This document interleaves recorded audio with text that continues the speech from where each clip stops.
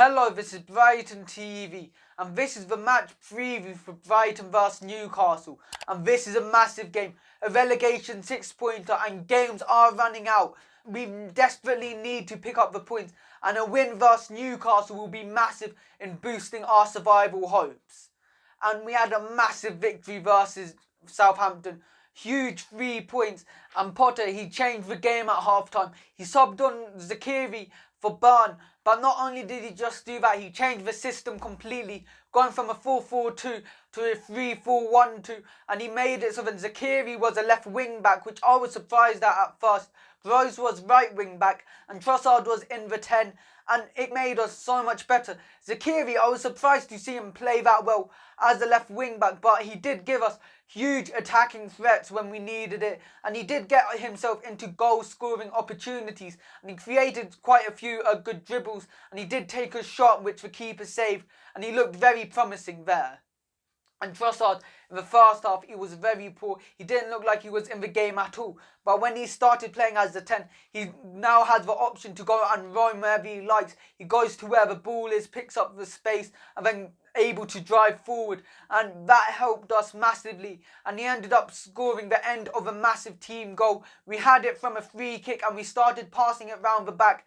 And we ended up dragging the Southampton defenders all over the pitch, and then Lallana had a great pass to Welbeck, who then flicked it on to Trossard, who had a clinical finish to go and make it 2-1, and that was massive for us in our survival hopes. And Potter, his game management was great at the end of the game, and it ended up making us go and get a massive 3 points. And Newcastle, they got a massive result against Villa. Right at the end, they scored a 90th minute equaliser to make it 1-1.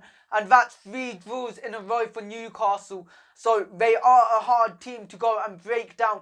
And you need to make sure when you do break them down, you go and take advantage of that. Since Newcastle, they like to play a deep block like we saw earlier on in the season. And they've continued that. And they go and try and hit opponents on the counter-attack.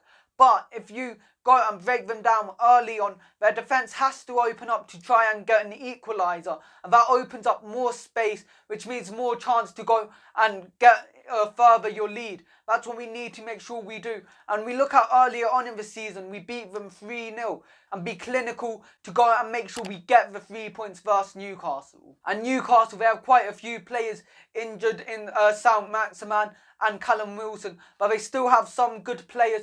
Their keeper, Dubravka, who I think is one of their best players. He goes and makes so many saves.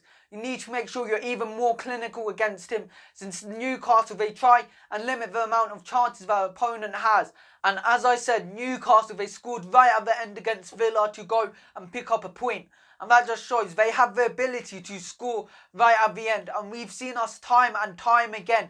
We go and concede silly 90th minute goals. We need to make sure that we go and see the game out. We're defensively disciplined from the start to the end. Make sure you're staying alert. Don't make any silly mistakes, and you increase your chances of winning massively. Newcastle, they really want to win this game because you see their position in their table. They'll desperately need to win it. And my lineup for this game, I think we should play a 3-4-1-2, and in goal it should be Sanchez with a back three of Veltman, Dunk and White. And Veltman, he played really well as the left centre-back, and he played a key role in our goal versus Southampton. With one pass, he ended up taking out 4 of the 5 players. That just shows he has the ability to bypass a lot of opponents with his passing, and hopefully he can go and continue that against Newcastle. And the wing backs, I think it should be Zakiri and Alzate. And Zakiri, I said earlier, he impressed me a lot at left wing back, and he does have his ability to go and finish, which is why I think he should go and play there, give us an extra striking option. And the midfield too, I think it should be Bissouma and Lallana. And in the second half versus Southampton, they played well together. They were bypassing opponents, they were dominating the midfield, and they were creating a lot of chances. I don't think they should be dropped. And in the 10 role, I think it should be Trossard. He had a brilliant second half versus Southampton. Hopefully he can continue that against Newcastle. And the front two, I think it should be Maupay and Welbeck. And I have doubted Welbeck recently, but he had an amazing game against Southampton. His link-up play with Maupay and the other players was great. Hopefully he can continue that. And my score predictions for this game, I think it will be 1-0 to Brighton, and I think Zakiri will score for us. Don't forget to like and subscribe to Brighton TV and follow us on Instagram.